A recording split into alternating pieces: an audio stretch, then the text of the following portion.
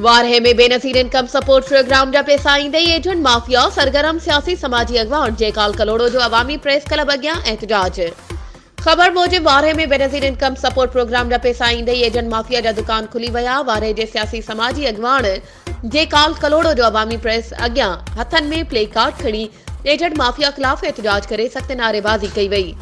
वधीक हुन मीडिया सां ॻाल्हाईंदे चयो त एजेंट माफिया मज़लूम औरतुनि सां नाहक करे रहिया आहिनि। 1000 खां 500 ताईं कटौती कई पई वञे, जंहिंमें वारहे डीएसपी वारहे एसी मुख्तियारकार मुलविस आहिनि। डीसी कंबर कमिश्नर लाड़काणो नोटिस वठे ग़रीब बेवा औरतुनि सां इंसाफ़ करे ॿी सूरत में एहतजाज जारी रहंदो।